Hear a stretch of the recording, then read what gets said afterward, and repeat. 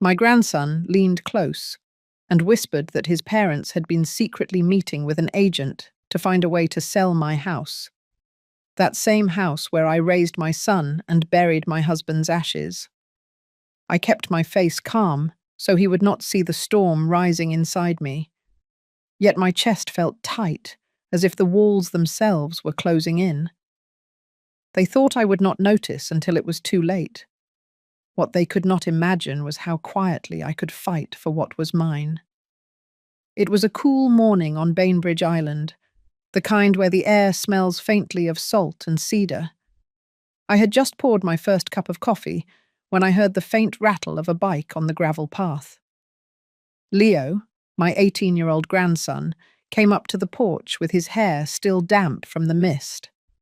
He glanced over his shoulder, as if making sure no one had followed him, then leaned in close. His voice was barely above a whisper. "They have been talking to a real estate agent. They are trying to sell your house before summer." I kept my hands steady on the mug, though the heat from the coffee suddenly felt cold against my palms. I had learned a long time ago how to keep my face from betraying me, but inside, the tide was shifting fast. My chest felt heavy, the kind of weight that comes when you know something precious is already being pulled away. I nodded slowly, told him to come in before the chill settled in his bones. The kitchen felt too quiet as he sat at the table, his eyes fixed on a knot in the wood. I knew he was trying not to say more, afraid of making it worse. But I also knew that whatever else came next, the truth had already been planted in my mind. This house is not just walls and a roof. It is the place where I raised my son, where my husband and I planted the apple trees out back, where I carried in groceries through every season. It is where I stood in the hallway that night. The phone rang with the news no one ever wants, and where I placed the urn on the mantel the morning after the memorial. Every floorboard and window latch holds a part of my life that I never thought anyone would try to take from me. Leo's shoulders were tense, and I could see he was holding something back. I asked him to tell me what he knew. He said he had overheard conversations at home, bits and pieces about price points and timing. He had seen a folder on the kitchen counter with the name of a local brokerage on it. He thought it was wrong and wanted me to know before it was too late. There is a moment when betrayal is still fresh, when it feels almost unreal. I sat there, listening to the low hum of the fridge, the faint call of a gull outside. My mind was turning over the details, measuring what was true and what might still be a misunderstanding. Part of me wanted to believe it was just talk. Another part of me, the part that had weathered years of life's blunt edges, knew better. I thanked Leo for telling me. I could see the relief in his eyes, as if passing the burden to me made it just a little lighter for him. He is still young enough to think that truth is enough to change the course of things. I remember when I believed that too. As I stood by the window, watching the ferry in the distance cut a white path across the grey water, I felt the first flicker of something I had not felt in years. It was not anger exactly, and it was not fear. It was resolve, a quiet steadiness settling in my chest. I have lived enough years to know that sometimes you have to move in silence, the way the tide changes without a sound until you realize the shoreline has shifted. Leo asked if I was all right. I told him I was fine, that I just needed a moment to think. But in that moment, I was already beginning to sort through the next steps in my mind. Who I would need to call, what papers I would need to pull from the file cabinet upstairs. I knew that if Dylan and Sienna were planning something, they would not expect me to act quickly. That would be my advantage. The clock on the wall ticked steadily. Outside, the apple trees stood bare, their branches slick from the morning fog. This house has stood through storms that rattled the windows and winters that froze the pipes solid. I have stood through my own storms too. I am not about to watch it all be signed away without a sound. I walked Leo to the porch, told him to keep this between us for now. His nod was quick, serious. As he rode back down the path, I felt the cool air fill my lungs. There was work to be done, and I intended to do it quietly, carefully, and without giving them the satisfaction of seeing me rattled. For those listening now, you might understand the feeling. When the place that holds your memories is threatened, the fight is not about the bricks or the beams. It is about holding on to the part of yourself that has been built within those walls. And sometimes, the quietest fights are the ones that leave the deepest mark. The next morning, I sat at the kitchen table with a yellow notepad and began writing down everything I could remember from the past few months. It started with the Sunday in late September when Dylan came by alone. He had mentioned how quiet the house must be now and how much upkeep it must take. At the time, I thought he was simply making conversation. Then, in November, Sienna had offered to help with my property taxes, suggesting she could take over the payments if the deed was in both of our names. I had laughed it off, thinking she was just trying to be helpful. Now those moments lined up differently in my mind. I wrote the dates and details in careful order, leaving space to fill in anything else I remembered. There was the day a man in a windbreaker came to the door with a clipboard, asking if I was interested in a free market evaluation. I had sent him away without another thought. Later, I recalled seeing that same man talking with Sienna in the driveway when I came home from the grocery store. She had waved casually, saying it was nothing important. I thought back to a family dinner in early December. Between bites of roast chicken, Dylan had brought up the idea of downsizing, mentioning a condo in Seattle that was easier to manage. Sienna chimed in about how much money could be freed up from selling this place. They had smiled the whole time, speaking as if they were talking about the weather. That night, I had felt a flicker of unease, but brushed it aside. In January, there was another moment I had ignored. A plain envelope arrived in the mail with a glossy brochure tucked inside. It was from a local brokerage. Across the top was a photo of my house taken from the water, the one angle I had always thought was the most beautiful. I assumed it was part of a mass mailing and tossed it in the recycle bin. Now I wondered how they had managed to get that exact shot. As I listed these events, the pattern became hard to deny. I underlined each instance where someone had approached me directly or indirectly about selling. The page filled quickly, and I could see the timeline stretching like a quiet current beneath the surface of my daily life. I got up to make another cup of coffee and noticed my hands were steady. The shock from the day before had been replaced by something sharper. I was no longer sifting through feeling, but through facts. I went upstairs to the small room I use as an office and opened the file cabinet. Inside were the important papers I had kept in order for years. The deed, the tax receipts, the insurance documents.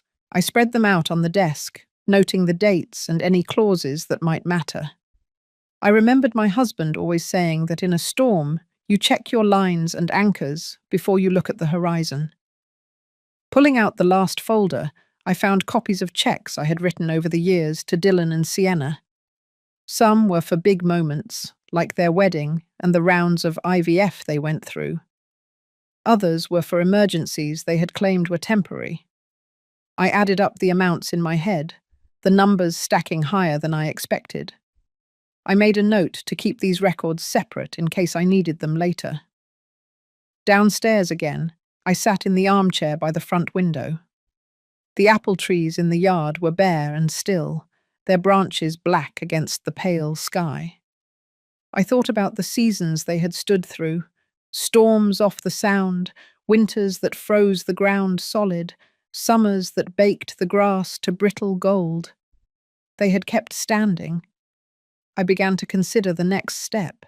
I knew that confronting Dylan and Sienna now would only alert them. If they were already speaking with an agent, they might try to move faster. I needed to give them no reason to change their pace, while I found a way to secure the house. The list in my notebook had become more than just dates and events.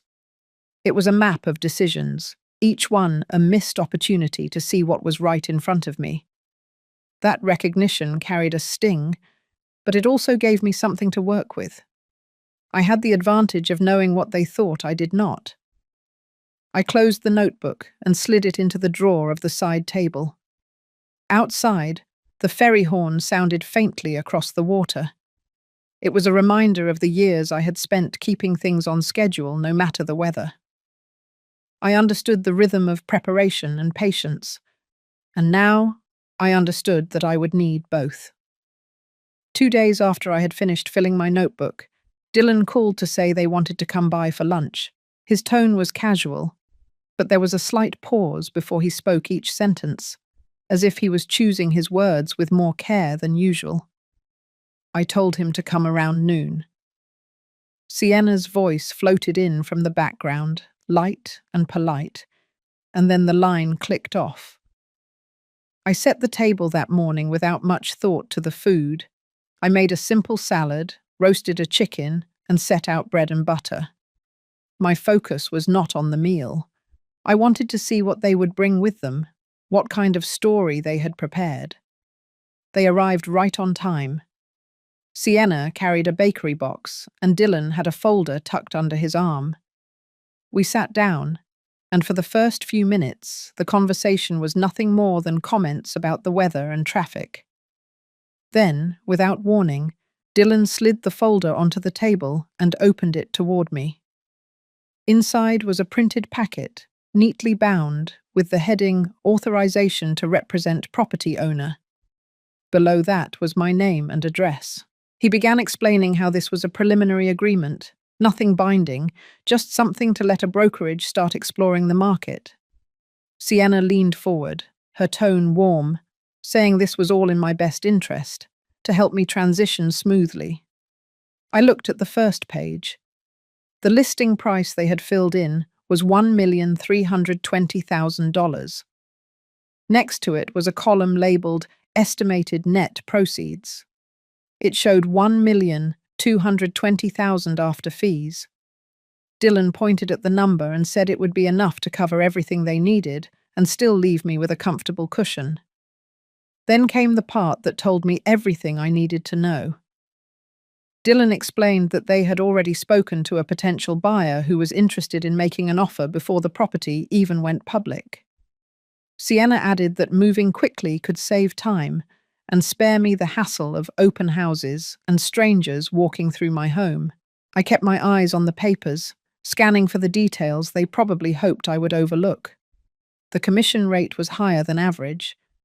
The closing date was marked for just 60 days out, and the buyer's name was left blank, a space waiting to be filled.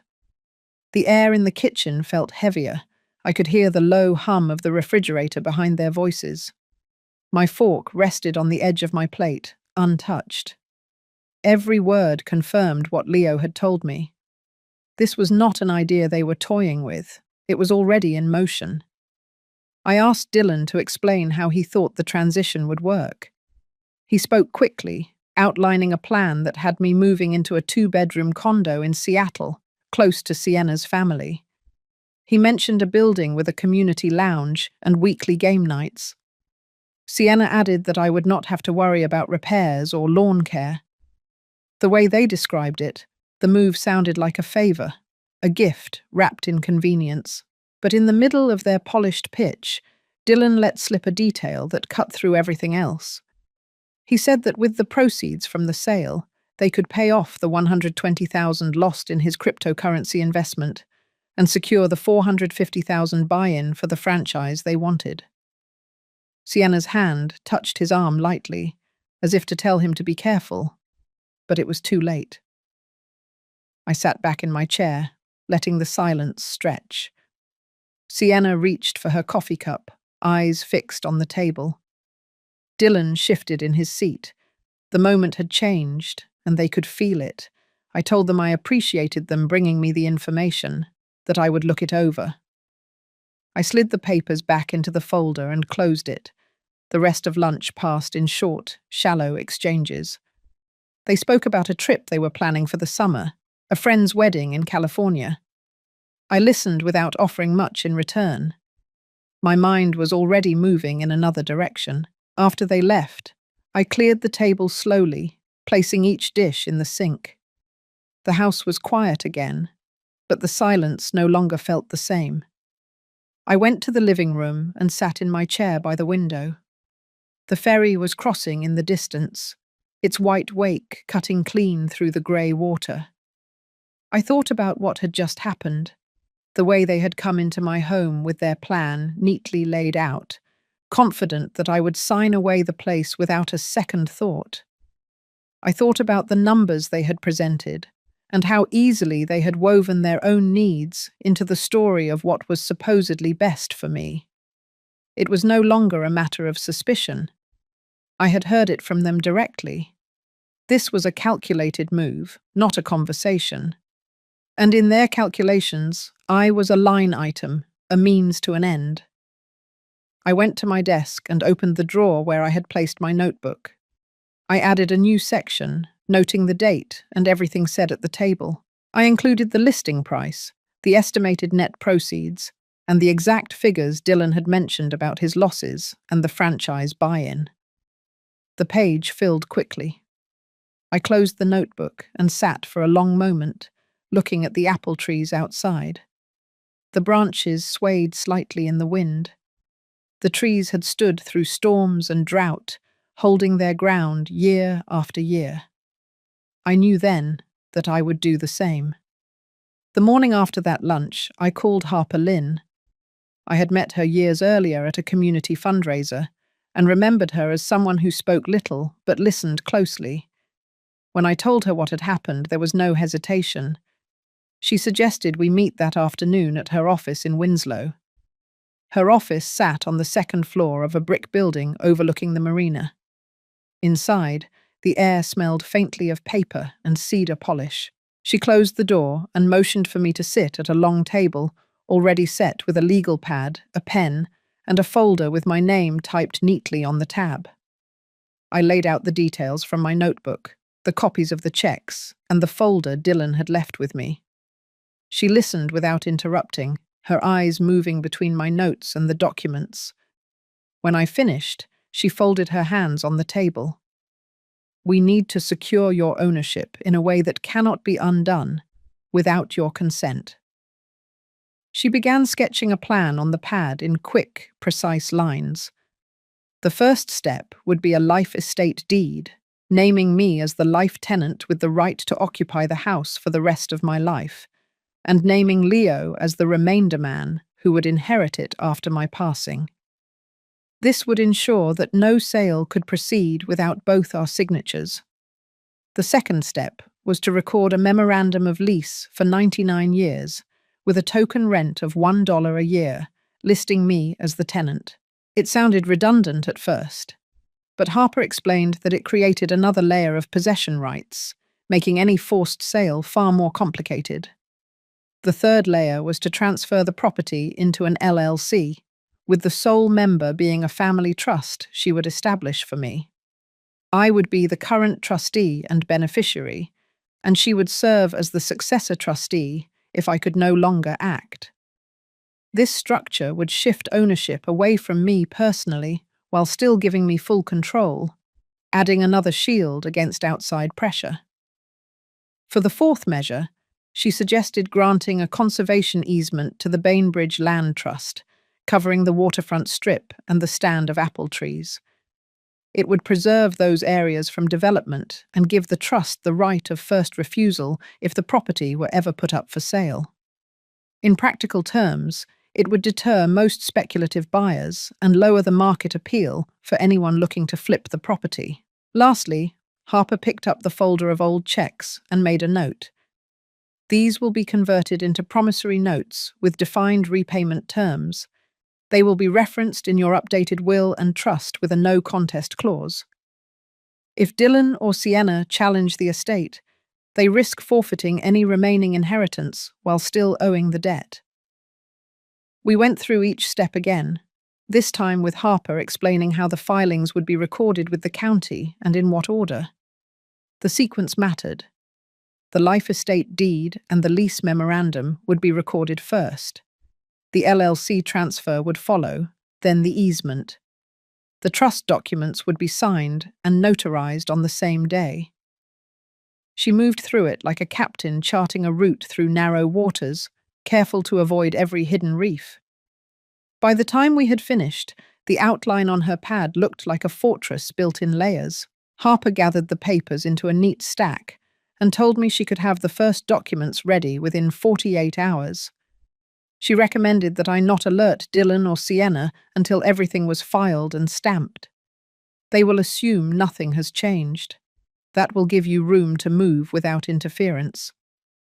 I left her office feeling the solid weight of the plan in my mind. The air outside was crisp, the sky a pale winter blue. As I walked back to my car, I thought about the ferry schedules I used to manage.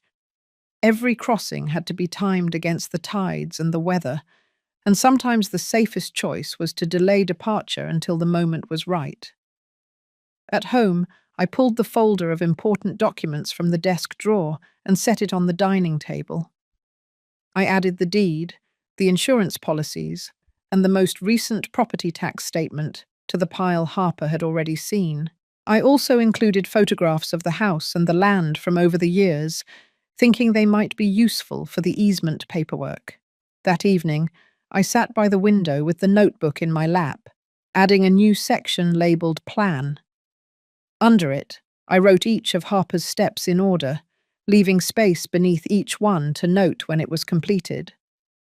The act of writing it down made it real, something I could follow like a set of instructions when the days ahead grew crowded. The house was quiet except for the ticking of the clock and the occasional creak of the wood as the temperature dropped.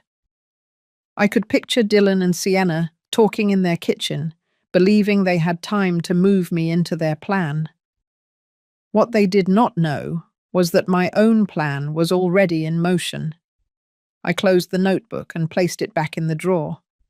The ferry horn sounded faintly across the water, steady and sure. I felt the same steadiness settling in me. Whatever they intended, I now had the means to hold my ground. The rest would come down to timing and patience, and I had both.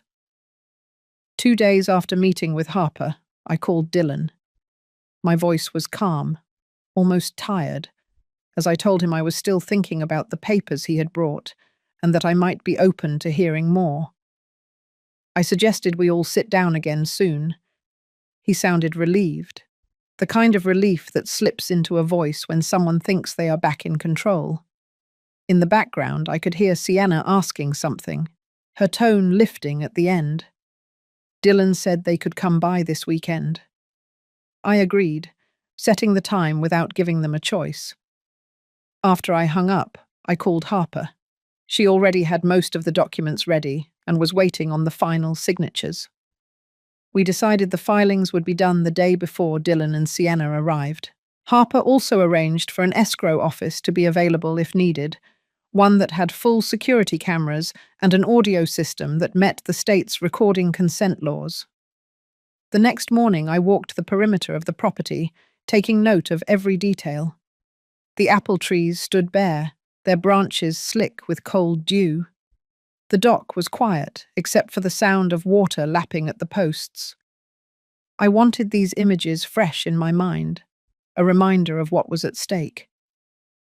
Leo stopped by that afternoon, riding up the gravel path with his backpack slung over one shoulder. He noticed the stack of folders on the table and asked if I was getting things in order. I told him I was, and that it was important he not mention any of it to his parents.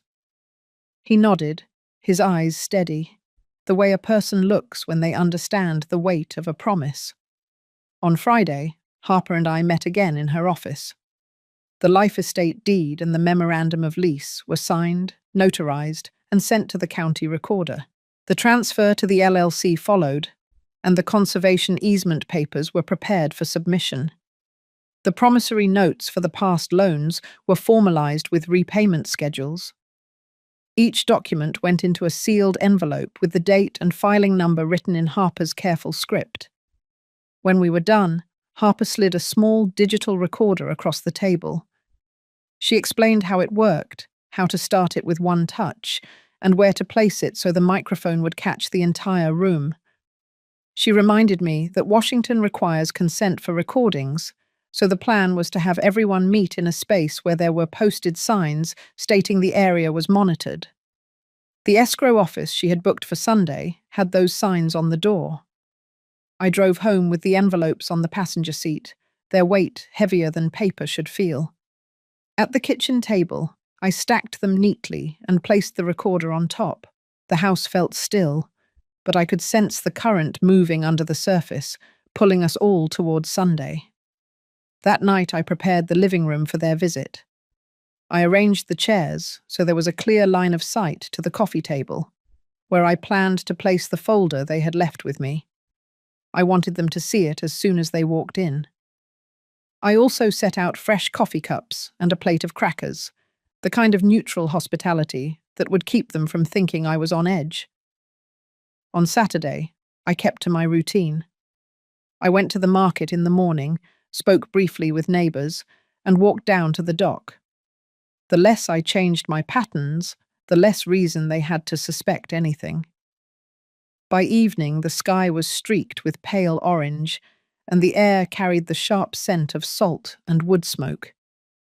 I stood on the porch for a long time, letting the quiet settle around me.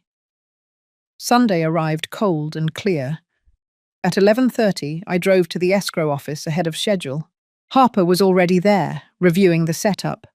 The cameras were positioned to cover the table and the seating area. A small sign by the door read, "Notice, this area is under audio and video surveillance." She handed me a copy of the filed documents in a clean manila folder and placed the originals in a secure drawer behind her desk. At exactly noon, Dylan and Sienna arrived. They both wore smiles that looked practiced. Dylan carried another folder, and Sienna had a leather planner tucked under her arm. We greeted each other and sat down. The recorder was in plain view on the table, part of the office's standard setup. Dylan started by saying he was glad I was open to talking again. He opened his folder and began going over the numbers from before, adding small adjustments as if he had refined the plan. Sienna spoke about how quickly they could make the transition happen, emphasizing that the timing was ideal. I listened, nodding occasionally, letting them talk. The recorder's small light blinked steadily. Harper entered quietly a few minutes later, greeting everyone and taking a seat at the end of the table. Her presence seemed to tighten the air in the room. Dylan's pace slowed, and Sienna's smile lost some of its ease. By the time they had finished their pitch, everything we needed was captured. The offers, the urgency, the connection to their own financial needs. I closed the folder in front of me and said I would take their proposal under consideration. Harper gathered her papers, and I rose to leave. Outside, the air was sharp against my face. I walked to my car with the manila folder tucked under my arm, each step measured.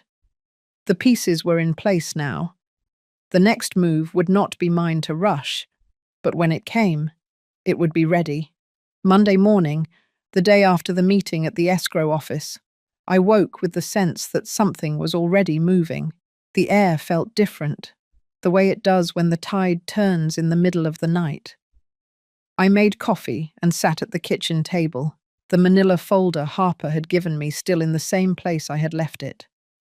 I opened it and went over the sequence of filings again, letting the order settle into my mind like a checklist before a departure. By 9 o'clock, Harper called. She had reviewed the audio and video from the meeting. Every detail we had hoped for was there.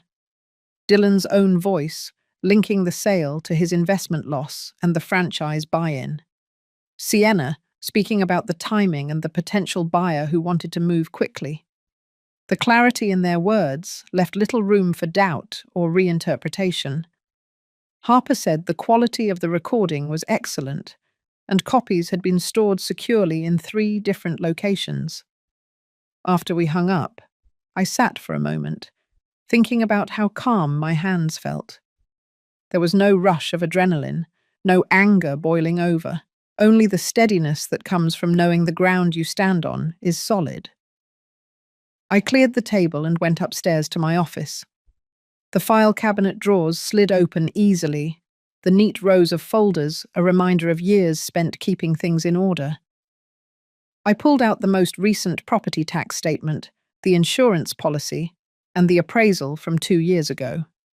They would be useful if Dylan and Sienna tried to dispute the value of the house or the terms of ownership. Around midday, I received an email from an unfamiliar address. It was from a man introducing himself as a financial consultant working with Dylan and Sienna. He outlined how a sale at the current market price of $1,320,000 would net enough to pay off debts and secure a strong future for the family. The message was written with a professional polish, but there was a line that caught my attention. He mentioned capital gains implications that were plainly incorrect for a primary residence. Either he was careless, or he assumed I would not notice. I printed the email and placed it with the other documents. Then I called Harper to tell her about it. She asked me to forward it and said she would keep it as part of the growing file. The more threads we had, the stronger the fabric would be if we needed to present it. Later in the afternoon, I decided to take a walk down to the dock. The water was calm, the ferry making its steady crossing in the distance. Standing there, I thought about the years I had worked in operations, how the smallest oversight could ripple out into bigger problems. This situation felt the same. Every detail mattered, and missing even one could shift the balance. When I returned to the house, there was a voicemail waiting. It was Dylan. His tone was smooth, but underneath I could hear a hint of pressure. He said they had been speaking with the agent again and that an offer might be ready soon. He urged me to think about how much simpler life could be without the upkeep of the house. I saved the message and made a note in my notebook about the date and time. By evening, I had a complete folder with the property documents, the promissory notes, the recordings, the email from the consultant, and the voicemail from Dylan. It was a record not just of their intentions, but of the pattern they had followed. Laying it all out in front of me, I could see the progression clearly. The casual comments, the subtle pressure, the polished pitches, and now the direct move to line up a buyer. I thought about calling Leo, but decided against it. He had already done more than enough, and the less he was involved at this stage, the better. This was a point where quiet, deliberate action mattered more than conversation.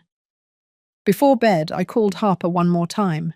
We discussed the possibility of sending a formal notice through her office if Dylan or Sienna attempted to move forward without my consent. She suggested waiting until they made a clear overstep, which would give the notice more weight. I agreed. Timing was everything, and I was willing to let them believe the path ahead was still clear for them. The house was dark except for the lamp by my chair. I sat there for a while, listening to the low hum of the refrigerator and the faint creak of the beams as the night air settled in. The documents were back in their place, the plan intact, and the record growing stronger by the day.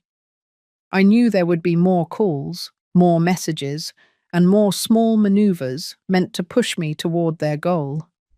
But each one would only add to the file. Each one would make my position stronger when the moment came to put a stop to it for good. When I finally turned off the light, the quiet of the house felt like an anchor. Everything outside might shift and pull, but here, for now, nothing moved without me allowing it. By midweek, the rhythm of their pressure began to change. Where before Dylan's calls had been spaced days apart, now there were messages waiting each morning. The tone carried more urgency, though still wrapped in a polite veneer. On Wednesday, he left a message saying they had a serious buyer lined up, someone willing to pay in cash, and that acting quickly would secure the deal. He mentioned how rare it was to find buyers in this market who could close without financing. I wrote down every word in my notebook, adding it to the growing timeline. The steady documentation gave me a strange sense of calm. Each new attempt on their part was another brick in the wall I was building around myself. On Thursday, Sienna appeared at my door without warning. She held a paper coffee cup and wore that fixed smile I had seen so many times at family gatherings. She spoke lightly about wanting to check in, saying she had been in the neighborhood. I invited her in, keeping my tone neutral. She sat at the kitchen table and began talking about a couple she knew who had been looking for a place on Bainbridge. They loved older waterfront homes, she said, and would be willing to offer more than asking to avoid a bidding war. Her words were casual, but the undercurrent was clear. I let her talk while I made a fresh pot of coffee. The smell filled the kitchen, grounding me as I listened. She leaned in slightly, her voice dropping as she mentioned how hard it was for Dylan to focus on his work, with the uncertainty of the house hanging over them. She framed it as concern for him, but I could hear the pressure threaded through each sentence. When she left, I walked her to the door and thanked her for stopping by. As soon as the door closed, I wrote down the details of the visit. Time, date, what she said, the tone of her voice. I was no longer reacting emotionally to these moments. They had become data points, pieces in a larger picture that was nearly complete. That afternoon, I called Harper and updated her. She listened, then said she would be ready to move at a moment's notice. She reminded me that our filings were already recorded and secure, but that having these interactions documented would give additional leverage if things escalated. By Friday, I had the sense they were trying to accelerate their timeline. Another voicemail from Dylan came mid-morning, this time with a firm note about needing a decision soon. He mentioned that the buyer they had in mind was looking at another property and would not wait forever. It was meant to sound like a warning, but to me it confirmed that they were feeling the pressure themselves.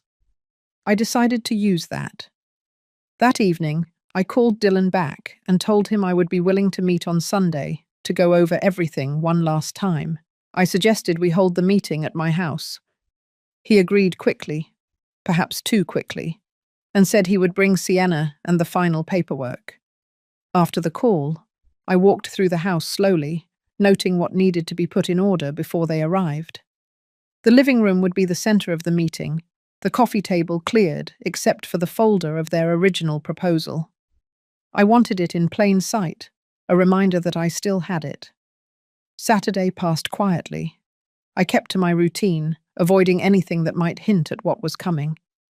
In the evening, I stood at the window and watched the last ferry of the day cross the dark water, its lights reflecting on the surface.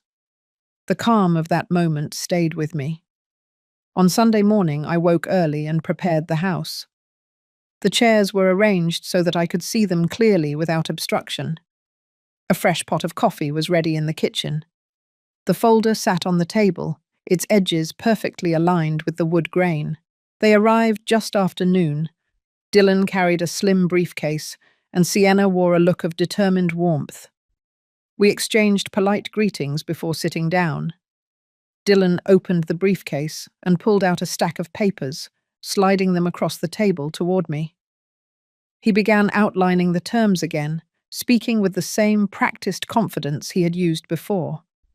I listened without interruption, my eyes moving from the papers to their faces. Sienna added small points about the buyer's flexibility, how they could adjust the closing date if needed. She smiled as she spoke, but her fingers tapped lightly against the edge of the table. When they finished, I placed my hand on the folder in front of me but did not open it. Instead, I said I would review their offer carefully. My tone was steady, giving nothing away. Dylan nodded, though I could see the flicker of impatience in his eyes. Sienna gathered her planner, her movements a little sharper than when she arrived. As they left, I watched from the porch until their car disappeared down the road. The house was quiet again, the kind of quiet that feels full rather than empty. Inside, the folder remained on the table, untouched. I knew we were nearing the point where all the threads they had pulled would tighten around them, and I was ready. By Monday morning, I could sense the shift. The polite fronts were wearing thin. Dylan left another voicemail, his words clipped, saying they needed to know my decision within the week. He spoke as if the matter was inevitable, as if my role was simply to agree to what had already been set in motion. I replayed the message once, then saved it and wrote a short note in my timeline. The day passed quietly. I spent the afternoon going over Harper's notes, making sure I understood each step we had taken and the layers protecting the property. It was all in place now, filed, recorded, and shielded from any sudden move they might try. The only thing left was to let them make the next step in full view, so that when the time came to end this, it would be clean and final. On Tuesday, a letter arrived by courier. The envelope was heavy, the kind used for contracts. Inside was a formal purchase offer from an unnamed buyer, represented by the same agent Dylan had mentioned. The offer matched the numbers they had pushed before, with a closing date just 60 days away. It included a line stating that the seller would vacate the property within 30 days of closing, leaving it in what they called broom-clean condition. The terms were firm, written to leave little room for negotiation. I read through the pages slowly, noting the exact wording. There was no mention of a life estate, no acknowledgement of the easement, no reference to any existing lease or LLC ownership. It was as if none of those protections existed, as if they believed I would simply sign and clear the way. I called Harper and read her the details. She told me to bring it to her office immediately. When I arrived, she scanned through the pages with quick precision, marking points with a yellow pen. She smiled faintly, not from amusement, but from recognition. This, she said, was exactly the kind of oversight we had prepared for. The offer was written to a name and title that no longer held legal ownership in the way they imagined. Even if I signed it, it would be invalid without the approval of the LLC and the trustee. Harper suggested we send a short acknowledgement through her office, thanking them for the offer and stating that it would be reviewed by the current property owner of record. That would be the first time they would hear in direct, formal language that the structure around the house had changed. It would not reveal all the details, but it would be enough to unsettle their timeline. We drafted the letter together. It was no more than 3 sentences, polite and neutral, with my signature below the typed name of the LLC. Harper sent it by certified mail and email to both the agent and the return address on the offer. The copy for Dylan and Sienna would arrive the following day. On Wednesday afternoon, the phone rang. It was Dylan. His tone was no longer smooth. He asked why the letter had come from an LLC and what it meant. I told him calmly that all matters regarding the property were now handled through the trust and its management. I kept my voice steady, offering no explanation beyond that. There was a pause on the line, a silence that felt heavier than anything he could have said. He ended the call quickly. That evening, I walked down to the dock. The air was cold, the tide low, the pilings standing tall above the waterline. I thought about how much had changed in just a few weeks, how what began as quiet suspicion had become a clear line I would not allow them to cross. The protections were no longer ideas on paper. They were recorded facts, standing like the pilings beneath me, rooted deep where the current could not move them. Thursday brought another envelope, this one thinner. Inside was a letter from the agent stating that the offer was contingent on clear title and vacant possession, and that any encumbrances would need to be resolved before closing. It was written in careful, non-confrontational language, but the meaning was clear. They now understood that the property was not theirs to move without my consent. I placed the letter in the growing file and called Harper again. She said we would hold our position. There was no need to respond unless they made a formal challenge. Every piece of correspondence, every voicemail, every visit was another entry in the record. By Friday, I had not heard from Dylan or Sienna again. The house was quiet, except for the sound of the wind in the apple trees. I sat at the dining table with the folder open in front of me, the letters and contracts arranged in order.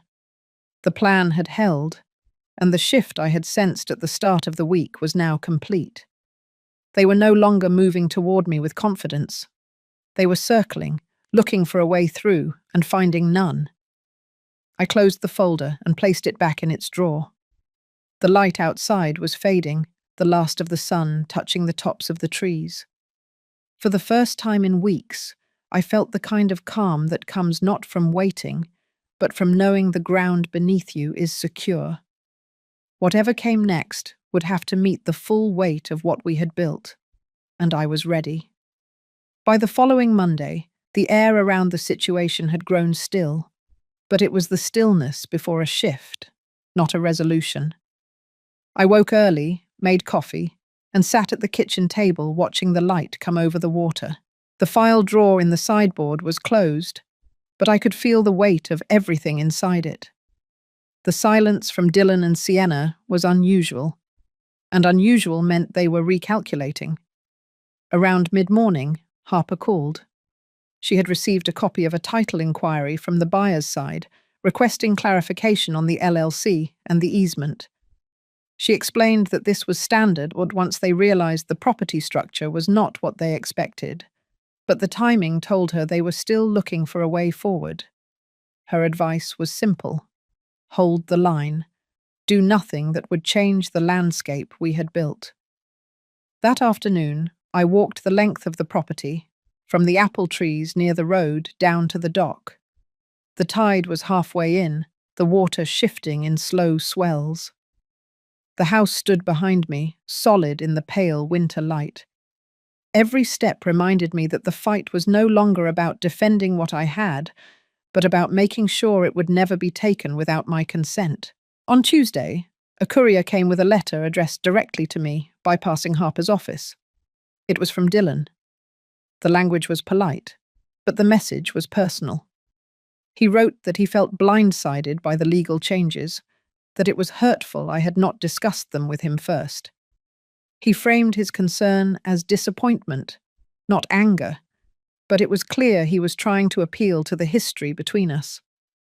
I read it twice, then placed it in the file without comment. My mind went back to Harper's words from the beginning. Once the structure is in place, let them reveal themselves. This was another reveal. It showed that the business tone they had been using was giving way to something more raw. On Wednesday morning, I took the ferry into Seattle for errands. Moving through the crowd on the deck, I felt the kind of anonymity that comes from being away from the immediate situation. It gave me space to think. The past weeks had been a series of measured moves, each one made with care. Now, the shape of the end was beginning to show. It would not be a confrontation in the open, but a closing of a door they had assumed would stay ajar. When I returned home, there was a message from Harper saying she had sent a short, formal reply to the title inquiry, confirming the LLC ownership, the trust, and the easement. It was factual, without commentary, leaving no opening for argument. She assured me this would make it clear to any buyer that the property could not be transferred without the trustees' direct consent. By Thursday, the phone calls from Dylan had stopped entirely. Sienna sent one brief text in the evening saying she hoped I was well. It was the kind of message that carries no purpose beyond testing the line. I left it unanswered. Friday morning brought another envelope, this one from the buyer's agent. Inside was a short notice that they were withdrawing the offer and moving on to other opportunities. The language was clean, without blame, but I could feel the frustration underneath. I set it on the table and looked at it for a long moment before adding it to the file. The sequence was now complete. That afternoon I called Harper. She agreed that this was likely the end of their immediate attempt to take the house. We talked about keeping everything as it was, maintaining the protections without change. She suggested we do a quiet review in 6 months to make sure nothing had shifted in county records. The evening was cold and still. I made tea and sat in the living room with the lamp on low. The house felt settled again, the air inside no longer carrying the tension of the past weeks. Outside, the apple trees stood in their winter rest, their bare branches dark against the fading light. I thought about the first moment Leo had come to me with the warning, how small it had seemed then compared to what it became. I thought about the careful steps, the patience, the way each move had been measured not for speed, but for stability. By the time I went to bed, I knew this was not just an end to their attempt. It was also the beginning of a new chapter for me, one where the boundaries were not implied, but set in stone. The house would stand as it always had, not because I had fought loudly for it, but because I had made it impossible for anyone to quietly take it away. The week after the buyer withdrew, the house seemed to exhale. The air felt lighter, as if the weight of their intentions had finally lifted. I went about my mornings without the undercurrent of waiting for the phone to ring or the sound of a car pulling into the driveway. The file drawer in the sideboard stayed closed, but I knew it was there, holding the entire history of what had just passed. On Monday, Harper called to confirm the withdrawal had been filed with the county. She had already checked the title records and confirmed that nothing had changed on the property's status. Her voice was steady as she told me that, for now, the matter was settled. She reminded me to keep all correspondence and records as they were, untouched, in case they were ever needed again. That afternoon, I walked the length of the shoreline. The tide was high, and the water lapped softly against the dock. The sky was clear, a pale winter blue. I thought about how close they had come to moving me out of this place, how quietly it could have happened if I had not been told the truth in time. The thought did not stir anger now, only a deeper resolve to keep things as they were meant to be. Tuesday brought a different kind of quiet. No letters, no calls, no unexpected visitors. I spent the day pruning the apple trees, cutting away dead wood so that the branches could breathe and grow in spring. The rhythm of it was grounding, the kind of work that reminded me of seasons passing in their own time, untouched by the urgency of anyone's plans but nature's. On Wednesday, I went into town for groceries. At the market, I saw Sienna near the dairy section. She smiled faintly, a guarded kind of smile, and nodded. We spoke briefly, only about the weather and a new shipment of winter pears. Her tone was polite, but there was no attempt to bring up the house. I left with my basket full, feeling the same calm I had carried since the offer fell apart. Thursday morning, Harper sent me a short update. She had completed the final step in our plan, ensuring that the conservation easement and the trust were linked in the county database. That meant any future inquiry into the property would immediately show multiple layers of ownership and restriction. It was, as she put it, a quiet wall that no one could push through without my hand opening the door. That afternoon, I went through the folders in my desk, not to change anything, but to be certain everything was in order. The documents lay in a clear sequence, from the earliest notes I had written after Leo spoke to me to the final correspondence from the buyer's agent. Each page was dated, each conversation recorded in my own handwriting. It was not just a record, it was a map of every turn the situation had taken. By Friday, the rhythm of my days had returned. I cooked in the mornings, read in the afternoons, and walked the property at dusk. The water near the dock had frozen in thin sheets along the edges, catching the last of the light. Standing there, I thought about the patience it had taken to reach this point. The plan had worked not because it was loud or aggressive, but because it had been precise, layered, and unshakable. Saturday brought a letter from the Bainbridge Land Trust, confirming the conservation easement was now active and permanent. It was written in plain language, with a map of the protected areas.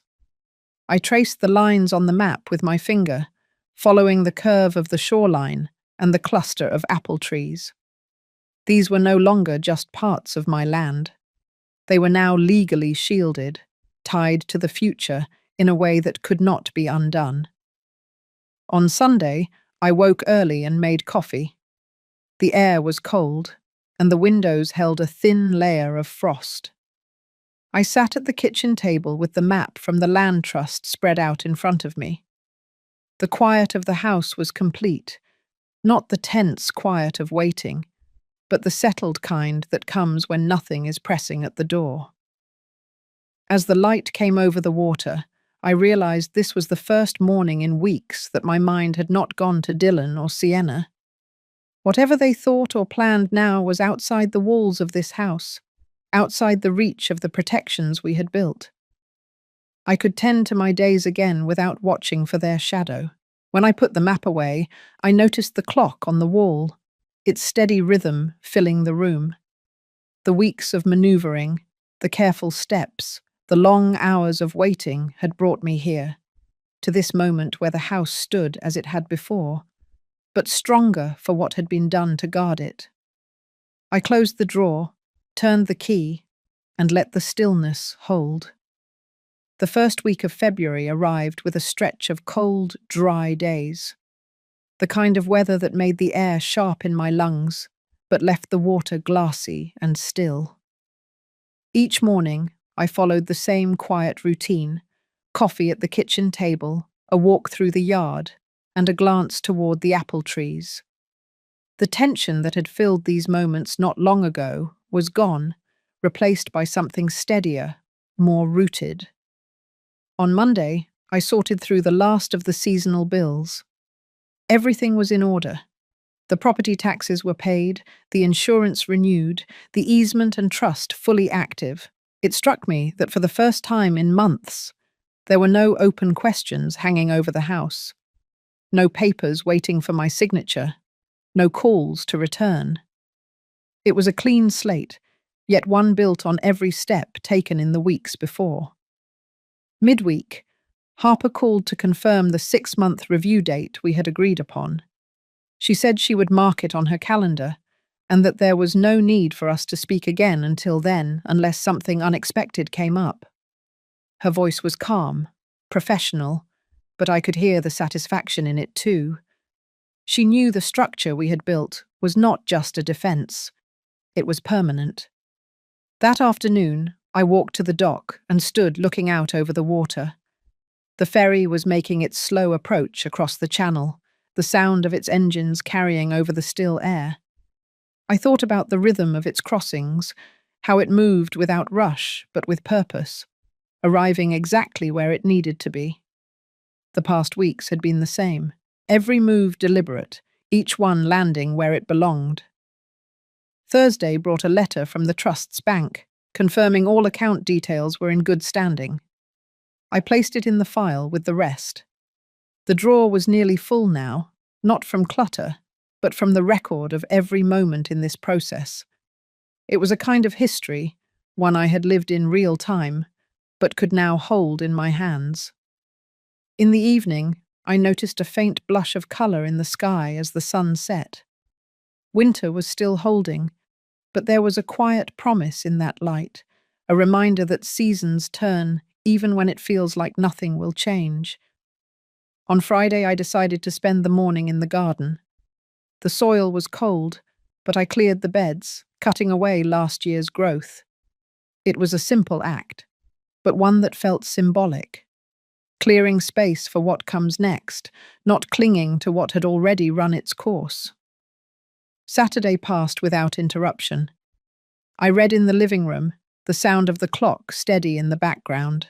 The house felt entirely my own again, not because it had changed, but because I had reclaimed every corner of it from the uncertainty that once shadowed it. By Sunday, I realized it had been nearly 2 weeks since I had last thought of Dylan or Sienna with any weight. They were part of the record now, not part of my daily life. Whatever their plans or frustrations might be, they existed beyond the reach of my days. That morning I took the long path through the property, moving slowly, noticing the details I had overlooked when my attention was pulled toward defense. The moss on the north side of the trees was thick and green. A heron stood near the water's edge, still as a stone until it lifted into the air with a slow, deliberate beat of its wings. When I returned to the house, I unlocked the drawer and looked at the file one last time before closing it for good. The pages inside told a story, one of quiet persistence and unshaken resolve. It was not a tale of open conflict, but of holding ground with patience until the pressure broke on its own. The house was silent, except for the wind brushing against the windows. I made tea, sat by the window, and watched the light shift across the water. The weeks of strain had passed, leaving behind not just relief, but a deeper sense of my own boundaries. I had not just kept the house, I had kept the shape of my life intact. And in that, there was a steadiness no one could take. Spring came slowly that year. By March, the light stayed longer in the evenings, casting a warm gold across the apple trees. The buds began to swell on the branches, small signs that winter had loosened its grip. I moved through the house with a sense of ease I had not felt in months, each room holding its familiar quiet without the shadow of intrusion. The file remained in its drawer, untouched but present. I no longer felt the need to check it. Its weight was steady enough in my mind, a quiet assurance that every step taken had held. The trust, the easement, the lease, the layers of protection, each stood in place, and with them came the freedom to turn my thoughts elsewhere. One morning, I walked the path to the dock just as the sun lifted over the horizon. The water was smooth, the reflection so clear it was hard to see where the sky ended. I thought of the months before, when each walk had been filled with calculation, measuring what I could risk and what I could lose. Now there was no calculation, only the rhythm of the tide and the sound of gulls calling across the channel. The season carried me into small routines, planting new herbs in the garden, repainting the trim on the porch, sharing coffee with neighbors who stopped by. Life no longer felt like it was lived in defense, it was lived in presence. There were moments when the memory of their plans would rise, Dylan's clipped messages, Sienna's polished smiles, but they passed quickly. They no longer carried weight. What remained instead was the knowledge of what I had done to protect this place and myself. By late April, the apple trees were in bloom. Their blossoms held the air with a light sweetness, drifting into the open windows. I stood among them one afternoon, my hands resting lightly on a branch, and realized that the house and the land had come through the storm unchanged. I had too, though not untouched. I carried with me now a sharper understanding of boundaries, of what it meant to stand without bending to pressure. The dock, the trees, the house, they were mine in the way that mattered most. Not just by law, but by the steady truth that I had chosen to keep them. The quiet of that truth was deeper than any relief. It was a kind of peace. I knew there would be other seasons, other challenges, but this chapter had closed with the walls intact, the ground firm beneath my feet, and the knowledge that no one could move me without my say. That was enough. If you've stayed with me through this story, you know it wasn't just about a house. It was about holding on to what matters when others think they can take it from you. Have you ever faced a moment where you had to quietly, patiently, but firmly protect your ground? I would love to hear how you navigated it. Share your thoughts in the comments so we can remind each other that sometimes the strongest defense is the one made in silence.